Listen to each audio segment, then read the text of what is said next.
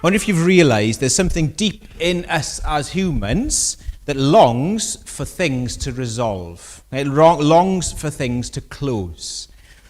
And we see it in lots of things from day to day. It might be that you are a bit tired this morning because you just watched one too many episode on the latest Netflix series that you just can't stop watching. You want to know how it finishes. So you just watch the next one and then the next one. You think, oh, and suddenly you've nearly watched the whole series because you want to know how it ends. What's the finish like? Or maybe you know what it's like to struggle to put down a book. You pick up a book and it's just so exciting. And the chapters, you just think, I can't put this down. I want to know what happens to these characters. You know, if we see this as well, not just in stories, but we see it in music. And even if you don't know the technical terms, okay, there's a term called the tonic, and that is like the home key. When you get back there after a piece of music, you feel, it's been resolved. There is a home. And if you hear a piece of music that doesn't get there, you will feel unsettled, even if you can't explain why. We long for things to be resolved. It might be things like conversations, and you can play things round in your head because you haven't resolved that conversation. It might be a maths problem, and you look at a maths problem, there's such satisfaction when you come to the conclusion and you find, yes, I've sorted it, is solved. Maybe there's things that you are struggling with in your life, maybe psychologically, because you've never had what we call closure on things. Can you see, open-ended things we really struggle with. And so there is no surprise, is it, when it comes to the story of our life that we struggle and we find things hard because we wonder, how's this going to end? We're in the middle of our stories and we don't know what the end is going to be. And so we struggle. We need to have these conclusions. We need to have this closure with things. And yet in our life, it's wide open. Now, the Bible story that we've been looking at over the past few weeks, we've started at the very beginning. And so we've looked at Genesis and spent a bit of the time looking at the whole story. Genesis chapter 1, beginning of the Bible. And this morning we're going to look at Revelation 21 and 22, the end of the Bible. And that hasn't happened yet. And so we are living in the middle of the book. We're living in this tension. But the Bible shows us this is where we could be. This is the future hope we could have in Jesus. So in one sense today, we can see the end of the story. And when we know that, it can change everything. So we're going to look at these last two chapters, and we're going to ask 4 questions. We're going to ask, well, what will heaven be like? Then we'll ask, who is it for? Then we'll ask, why is it important? And finally, we'll ask how to get there. That's where we're going, okay? What will heaven be like? Who is it for? Why is it important? And how do we get there? So the first question then, what will heaven be like? Now this morning we've been singing about heaven, and maybe the thought of it, if you're honest, doesn't really excite you. Because you've got an idea maybe that it's a bit like a very long church service. We'll all be standing up for a long time singing, be like maybe a choir practice, and you think, well, we'll all be wearing white pajamas and maybe sitting on clouds playing harps, and you think, well, it doesn't really sound that exciting. And so we might sing about heaven and think, oh, well, it doesn't really thrill me, to be honest. But when we come to Revelation 21, which is the clearest description, one of the clearest descriptions of heaven we get in the Bible, we see actually it's very different to what we might have picked up and absorbed around us. Because we see here that heaven is going to be a physical place. What do I mean by that? Well, in Genesis 1, God created the world. He created it for us to enjoy with him. And so we were created to run, to laugh, to play, to eat, to sing, to garden, to share, to create. We were created physical beings. And we were created by God to enjoy him in this creation as physical beings and to enjoy his wonderful gifts all around us. And the end of the story, God doesn't say, oh, scrap that, I'm going to make you all spiritual beings just floating around for an eternity. No, Satan doesn't win. God is going to redeem this world. He's going to fix it, and he's going to rescue it. So when you look at the end of the Bible, the end is that all who trust in Jesus will rise again physically, just like Jesus rose again physically. Remember, when he rose with his disciples, he had breakfast with them, showing that the resurrection bodies will be physical. You'll be able to eat, you'll be able to laugh, you'll be able to run, you'll be able to climb, you'll be able to do all of those things. Because when you trust in Jesus, we will have the future that Jesus showed us at the resurrection. So that means we'll be physical. So the whole Bible is like a U shape, okay? So we start with the world is perfection. The world is very good, God says. But then we walk away from God and we fall. But the end of the Bible, we get Eden restored. The world fixed. And it's a physical world. So in verses 1 and 2 of chapter 21, John sees something spectacular. He says, "Then I saw a new heaven and a new earth, for the first heaven and the first earth had passed away, and the sea was no more. And I saw the holy city, New Jerusalem, coming down out of heaven from God, prepared as a bride adorned for her husband." Now notice this is a new world. Not another world, a new world. And so the word there is referring to a newness in quality, not in kind. So a good way to illustrate it is, if you get a new car, what happens to the old one? Totally scrapped. Yeah, you scrap the old car and you get a brand new one, totally different. But if you get a new kitchen, that's different, isn't it? What happens? Well, it's still new, but in a different way. So the old kitchen, the rubbish, as it were, gets thrown out, but you replace that with a better. You still might have the same walls. You still would have the same kind of look and feel, but there'll be a newness to it. It's your new kitchen. Now, God doesn't come and totally destroy the world and put a brand new one there, but he takes the rubbish out and makes it better. That's the idea of the picture of heaven coming down to earth. The New Jerusalem comes out of heaven. It doesn't stay far off, but heaven becomes part of this world, this fixed world. So here, the point is, God's design for us as humans is not to be bodiless angels. God's design for us is physical, risen, resurrected humans on a world made new. And that means that the life that a Christian's got to look forward to will be physical. Why is it that you feel most alive maybe when you're out walking the hills, if you've done that? You think, this is brilliant, because that's what we were made for. Why is it that we love food and the taste so much? Why is touch so important to us? Because we are physical beings. And so the new creation, heaven, will be a place we can explore and travel. It'll be a place where we can hug and laugh. It can be a place where we can eat and create. That is different. Yes, there'll be music, there'll be singing, there'll be creation. We have got a creative God, and so the arts will be there. Architecture will be there. It'll be a wonderful place. So it's a physical world, but also this points out that it's going to be a perfect world. Remember, we were created to know God, to be in this wonderful, intimate relationship with him. That's what humans are made for. But in Genesis chapter 3, we're banished from the Eden, from the garden we were created for, from that closeness to God. And look what we're told in verse 3 here. "I heard a loud voice from the throne saying, 'Behold, the dwelling place of God is with man. He will dwell with them, and they will be his people, and God himself will be with them as their God.'" This is what we were made for. The world made new, God near us and with us, and all the consequences of the result of us walking out in God are then reversed. So remember, when we walked away from God, this world fell. It broke. But here now we're told our relationship is fixed with God. And so that means, verse 4, he will wipe away every tear from their eyes. Death shall be no more. Neither shall there be mourning, nor crying, nor pain anymore, for the former things have passed away. All sadness gone. Anything that causes us to cry sad tears will be gone. No more illness, no more cancer, no more depression. All gone. No more pain, no more discomfort. Isn't that the world we long for? Isn't there something deep down in us that says, that's what I long for, that's what I need? Peace. We need that, don't we? And the end of the first verse, something strange is said. And I don't know if you heard it when we read and thought, oh, that's a strange thing. It says, "And the sea was no more." Now, maybe some of you think, but I love the sea. It's a bit of a shame there's going to be no sea in heaven. But actually, that's not what's being said. In Revelation, if you read through the book of Revelation, there's some very weird and wonderful things being said. But it is written in a different style or in different genre to other books. And so what we see, what we're being told, is not necessarily what's there, but it's telling us the truth behind what we see. So you're saying there's no sea. So what's that talking about? Well, if you look through the Bible, and the Old Testament is always the key to unlocking Revelation. If you look through the whole Bible, you'll see that actually the sea is something that is chaotic and tumultuous and threatening. So in Daniel 7, we see these 4 beasts come out of the sea.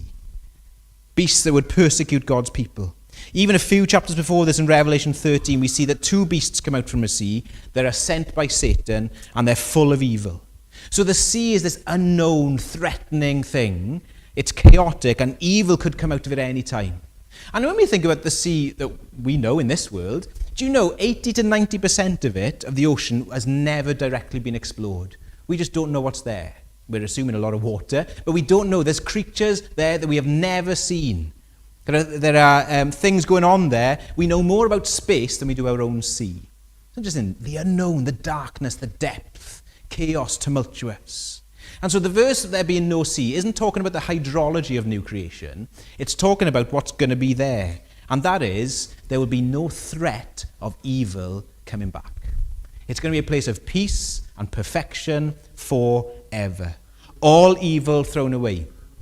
That's right, peace and harmony. And verse 8, where it talks about hell, we won't be able to get into the details of hell this morning, I'm sorry, but it says there, that is where all evil is going to be thrown away to the lake of sulfur. There'll be no return for evil. So it's showing us heaven will be like this world, in that it'll be physical, but the rubbish will be taken away. So there'll be no threat of sin, no threat of evil returning, no sadness coming back. It'll be total victory for God and his plan. I don't know if you've been to Disneyland, but if you go there, you notice there's something that just feels otherworldly about it. Why? Well, the grass is always green, the flowers are always blooming, the colours never fade, and the reason being, well, Disney knows, and they say, look, nature doesn't behave like this on its own. We've got to adapt this, we've got to change this, we've got to manipulate this. And so what do? Well, all the time, gardeners are always working to fight the normal rhythms of decay that happen in normal gardens. And so flowers are rotated and replaced very often. New turf is often laid overnight on the grass. They are pruning things all the time. They put wires in to make things look perfect. The colour is engineered to make it look brighter than it usually would at that time of year. And so plants are swapped weekly, even daily, just to maintain this illusion of brightness and grandeur. And the idea is you're walking and you're like, wow, this is otherworldly because it's not real. It's had to be manipulated to get there. But this is a glimpse, isn't it? New creation will be just a wow all the time. The colour's brighter. The light, the sky a darker kind of blue, a brighter blue. Everything will just be glowing and wow, it's like this world, but better. C.S. Lewis, in his Narnia books, in The Last Battle, there's some wonderful quotes in that. I'm going to read a long quote from it here. So the children return to a new Narnia. I won't say any more than that, I don't want to spoil it. But listen to the description that C.S. Lewis gives here. It is as hard to explain how this sunlit land was different from the old Narnia. Perhaps you'll get some idea if you think like this. You may have been in a room which there was a window that looked out onto a lovely bay, the sea or a green valley that wound away among the mountains. And in the wall of that room, opposite the window, there may have been a mirror. And as you turned away from the window, you suddenly caught sight of the sea or the valley all over again in the mirror. They were in one sense just the same as the real ones, yet at the same time they were somehow different, deeper, more wonderful, more like places in a story you've never heard but very much want to know. The difference between the old Narnia and the new Narnia was like that. The new one was a deeper country. Every rock and flower and blade of grass looked as if it meant more. I can't describe it any better than that. If you ever get there, you will know what I mean. It was the unicorn who summed up what everyone was feeling. He stamped his right forehoof on the ground and neighed and he cried, I have come home at last. This is my real country. I belong here. This is the land I've been looking for all my life, though I never knew it till now. The reason we loved the old Narnia is that it sometimes looked a little like this. The reason we loved the old Narnia is that it looked to something like this. See the idea? When we get to heaven, when we get to the new creation, we will look and go, right, I get what the glimpses I saw in the old world. This is reality. This is what I've been longing for. So what will heaven be like? Different to how we kind of sometimes absorb from culture and what we think around us. It'll be a physical, real place. This world made new. Secondly, let's ask the second question. And these next few questions are a lot quicker than that one, don't worry. Who will be there? Who will be there? Now, the first point is getting rid of some misconceptions there, but we need to get rid of some misconceptions about heaven as well. Because we have this idea that heaven is for the good people, hell is for bad people. But that is not what the Bible teaches. See, the reality is the Bible says we're all bad. We've all messed up and we've all failed in this world. And heaven is a place, we've read, where there'll be no more tears. Have you ever caused anyone to cry? By words? By actions? By lack of words or lack of actions? You see, if we were taken as we are now into that new creation, we'd ruin it, wouldn't we? See, we don't deserve it. Nobody deserves it. We need to be made right to enter into heaven. So how can we be made right? How can we be made righteous? Is that by us working really hard? Fingers crossed, I'll be good enough for heaven? Well, the Bible says no. Look, listen to what Romans 3 tells us. For all have sinned and fall short of the glory of God, and are justified, made right, by his grace as a gift through the redemption that is in Jesus Christ. How can I be made right, justified? By the gift of God. He offers it for free. Ephesians 2 says, for by grace you've been saved through faith. This is not your own doing, it's the gift of God, not a result of works, so that no one may boast. And that's the theme here. Heaven is not us, what we've achieved, but is what God does and what God offers. So verses 5 and 6 there says, and he who is seated on the throne says, behold, I am making all things new. Write this down, these words are trustworthy and true, verse 6. And he said to me, it is done. I am the Alpha and the Omega, the beginning and the end. To the thirsty, I will give the spring of water of life without payment. Is it down to human ingenuity, this new world?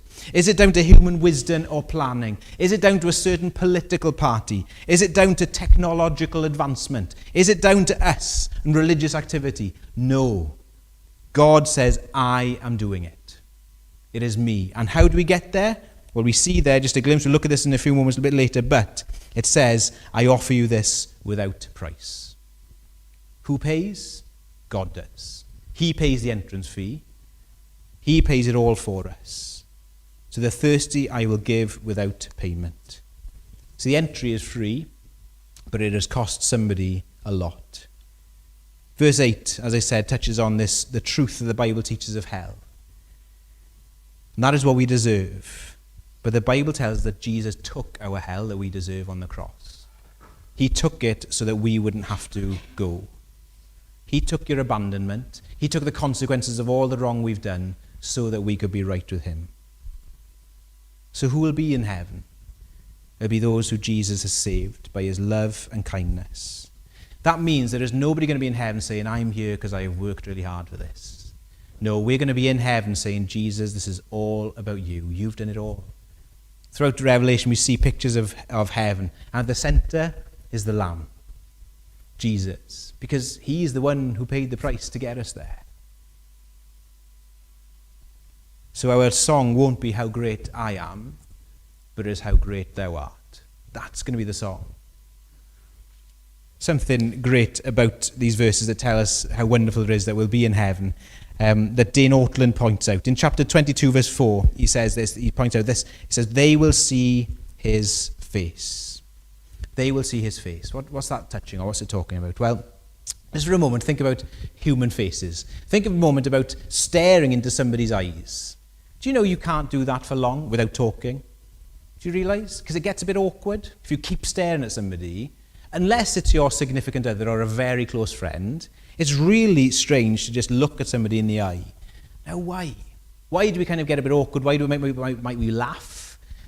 Well, because it's invasive, isn't it? We're looking. And deep down we know, I don't want you to see too much of me. There's things of me that I'm ashamed of. There's things of me that, the failure I've done, and I don't want to be found out. And so we look away. Now, you can look into a child's face, can't you? A baby's face, for a long time. Why? No build-up of shame. No build-up of shame. Just, they can look. But we know if somebody keeps looking at us, we don't want them to see the real us. But what about here looking into the face of God and God looking into our face? Here we see the God who knows us better than we know ourselves, and he keeps looking. And you know what? He's not repulsed because he loves you. And he says, I want to welcome you. That is real love, real acceptance that nobody else can offer except for the God who made us. And that's what we long for. How can he do that? It's not because he doesn't care about our shame and what we've done, but because Jesus took our shame on the cross. He took our failure. And he says, now you're forgiven. And I can look right into the depth of your heart, the darkest part, and know that you can be forgiven.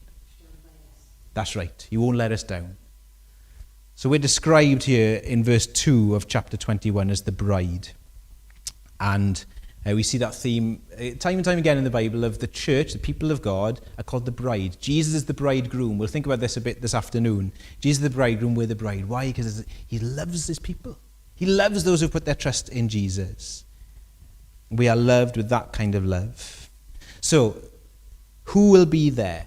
It's not those who've got themselves together and sorted. It's not those who've achieved a certain level of religious activity. It is those who've said, I cannot do this. I do not deserve this, but Jesus done it all for me. And when we admit that to God, we get welcomed in. So this morning, if you're asked, or just ask yourself this question, am I going to heaven? The answer isn't, I hope so. Because if we're relying on ourselves, we'll never be good enough. The answer is, Jesus has paid the price for me. Am I going? Yes, because of Jesus. He lived a life deserving of heaven that I don't, and I'm holding on to him. I'm in him. So, who will be there? Be grace-saved children of God. What will heaven be like? Physical? Perfect. Who's going to be there? Grace-saved children. The third thing I want us to think about is this. Well, why do we need this? Why do we need this? The end. Why do we need to know what's ahead? Well, what we think about the future has a direct impact on the here and now. So I've said this illustration many times. Imagine two people in a room, and they are given a really monotonous task to do. Okay, maybe they have to put a bolt on a nut. Just put it on, pull it off. Put it on, pull it off. Okay, and they have to do that for 1 year. Same thing every day. But one person you tell, at the end of this year, you're going to have £5,000. The other person you tell, at the end of this year, you're going to have £1 million. Now, those two people doing the same job are going to approach it very differently, aren't they? Why? Because the end is different. If we realize what is coming, it'll help us in the here and now. There was a lady called Florence Chadwick in 1952. She was swimming in the Pacific Ocean off Catalina Island on the mainland of California. She'd already been the first woman to swim the English Channel there and back. But on this day, when she was doing this challenge off the coast of California, it was foggy, it was cold. She couldn't see the boats around her, really, that were with her. She was swimming for 15 hours, and she was begging the boats near her to take her out. Her mother was in the boat alongside her saying, look, you're so close. The end is just there, you're so close. But she just gave up. And she asked them to pull her out. And it wasn't until she was on the boat that she realised that she was only half a mile away from the end. In the news conference the next day, she said this, all I could see was the fog. I think if I could have seen the shore, I'd have made it. What difference is knowing that we have this glorious future ahead? You might be in the dark fog at the moment. You might be in real despair and confusion, wondering, what is going on? I don't understand this world. I don't understand my life. I don't understand my heart. This is really hard work. Well, the news of heaven will help us to keep going because we know the end of the story. We know the closure, as it were, and we can say, yes, I know that there will be a happily ever after for those who trust in Jesus. I'm on my way there. And here's the stark reality. If we take heaven out of the picture, this is the best life is going to be. This life is the best we've got. Isn't that dark? But with Jesus, the best life is yet to come. And so it liberates us in this life to enjoy and look forward to what's next. Joni Eareckson Tada, who wonderful Christian lady from America, when she was 17, she dived into water that was not as deep as she thought, and as a result, was paralysed from the neck down.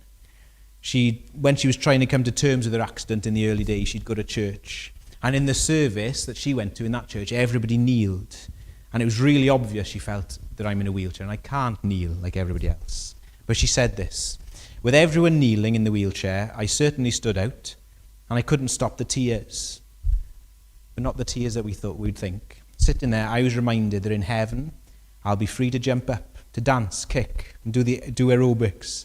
But the first thing I plan to do on resurrected legs is to drop on grateful, glorified knees. I will quietly kneel at the feet of Jesus. I can scarcely believe it. I, with shriveled bent fingers, atrophied muscles, gnarled knees, and no feeling from the shoulders down, will one day have a new body, light, bright, clothed in righteousness, powerful and dazzling. Can you imagine the hope that gives someone with spine cord injuries like me, or someone who has cerebral palsy, or who has brain injuries, or multiple sclerosis? No other religion, no other philosophy promises new bodies, hearts and minds. Only in the gospel of Christ do hurting people find such incredible hope. Do you see why we need this? This isn't the end. There is more to come. There is better to come. And so there might be things that have happened in your life and you think, this is the only life I've got, and this has happened. It can lead to despair. But if there's more, wow, it liberates us. Maybe there's places you've never seen. Maybe there's things you've never done that you long for. It's okay. The pressure's off because there's another life to come, a life forever with Jesus. So what will heaven be like? It'll be perfect and physical. It'll be, who will be there? Grace-saved children. Why? Yeah, it'll be paradise. Why do we need it? Because the future helps us here and now. And the last thing briefly is, well, how do we get there? Just briefly look at chapter 22, 1-5 there. Because we're told there lots of things that should ring a bell from chapter 1 and 2 of Genesis. There we see there's a tree of life. Remember that? That was in Genesis.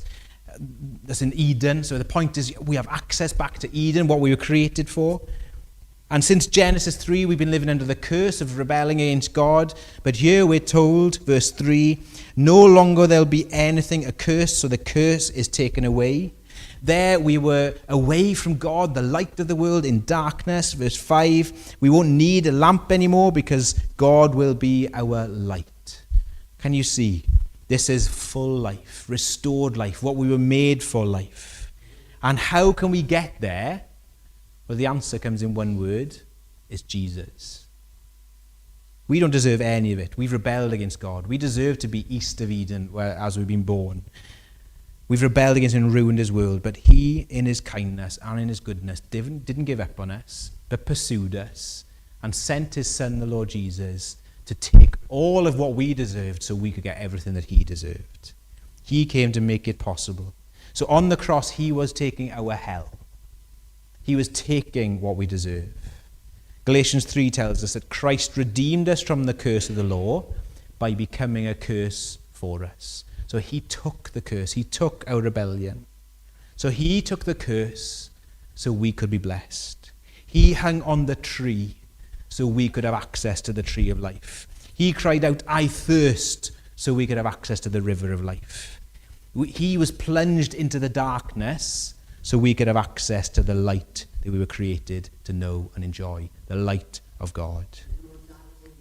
That's right, no more darkness. So how do we get there? How do we get there? Why are we allowed in? Jesus. That's it. He's paid it all for us.